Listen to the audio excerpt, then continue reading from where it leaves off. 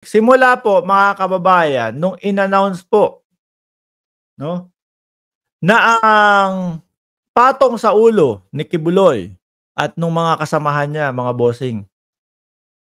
Nung in-announce ng, gobyerno ng Pilipinas na eto palang mga patong sa ulo nila, galing po sa private citizen, mga bossing.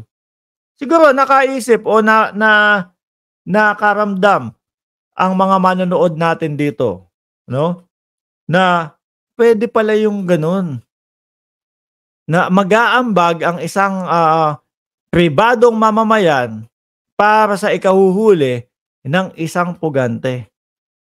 Nagtaka ho kami, mga bossing, ang daming message na dumating ho sa'min 'no, doon po sa page ng Mark Ramos page ng Facebook, mga kababayan.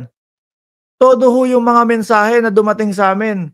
"Boss Mark," sabi, "puwede naman pala, 'no, na magdagdag. Puwede naman palang magbalato din tayo o mag-share din tayo, 'no, para mas lalong ganahan yung taong bayan o yung publiko na ituro kung nasaan si Kibuloy." Meron pong mga nag-aalok dun, mga kababayan. "Boss Mark, dagdag akong 1M." Hindi ko na lang ho sasabihin kung sino yung mga yun. Ano po, "Boss Mark, paano ba kami makakalapit doon sa dapat o sa tamang tao na lapitan namin para maidagdag namin o para mai-offer namin itong 1M, itong 2M namin, dagdag doon sa tongpats, sa patong sa ulo ni Kibuloy," mga kababayan. Kaya sabi ko, naku po, maniniwala ako 100%, 'no, na aabot ng 20 milyones, 30 milyones yung patong sa ulo ni Kibuloy. Lalaki pa po 'yan. Ang PNP nga po, mga bossing, pinag-aaralan na po nila. Pinag-aaralan na po nila, mga kababayan, na dagdagan yung nakapatong sa ulo ni Kibuloy. Magtataka ka kasi dito sa mga 'to. Halos lahat sila, ang solusyon nila dito sa problema, mga kababayan, sa problema nilang kinakaharap, eh, tumakas, magtago, hindi harapin, oh. Samantalang sila, iisa lang din po ang kanilang mga script, mga kababayan.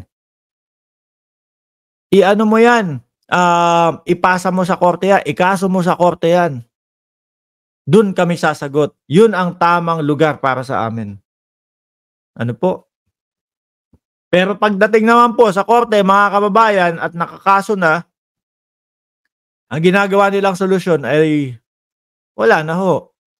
Mga nagtatago na, mga bossing.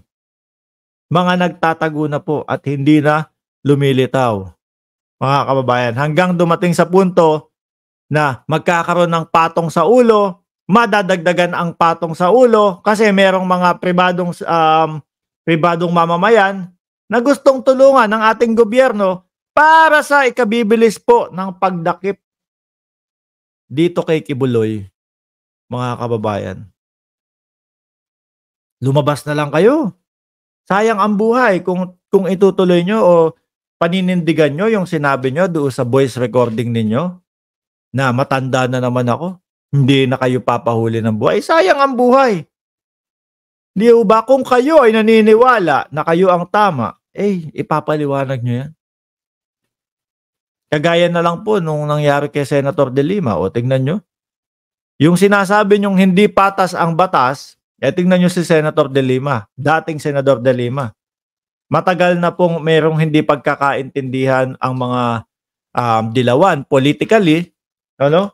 Pero napatunayan ni Senator De Lima na siya ay walang sala. Di ho ba? O kahit na kayo ay bumabatiko sa aming pamilya, sa pamilyang Marcos, napatunayan na wala kayong sala di labas. Ganon din sa inyo, Kibuloy. Ganon din sa inyo. Huwag nyo nang hintayin na lumaki, ng lumaki, ng lumaki, ng lumaki yung patong sa ulo ninyo. No, dahil kapag yan ang nangyari, mas mapapabilis po kayo. Biruin mo 1,000,000 pa lang yung isa. Oh. Tapos yung sa iyo 10,000,000 pa. Tapos eto meron tayo o nakakatanggap tayo ng mga nagme-message na willing sila na dagdagan yung patong sa ulo ni Kibs. Mga bossing. So sa madaling salita po, mga kababayan, gusto ng mamamayang Pilipino na harapin ni Kibuloy yung mga reklamo sa kanya. Gusto ng mamamayang Pilipino na madakip po ang isang pugante na nagngangalang Kibuloy, mga kababayan.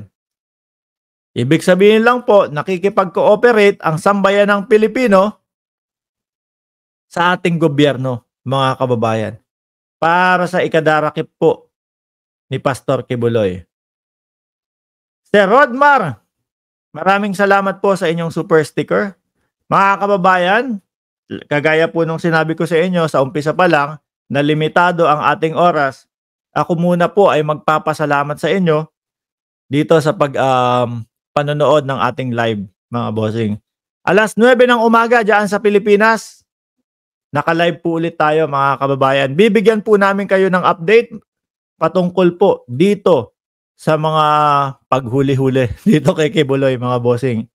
Okay? 221 viewers. Huwag niyo pong kalimutan na mag-like, mag-subscribe, and mag-share sa ating live. Muli po, ako'y magpapasalamat muna sa inyo at magpapaalam dahil po meron pa tayong mga gagawin. Maraming salamat and God bless po sa ating lahat.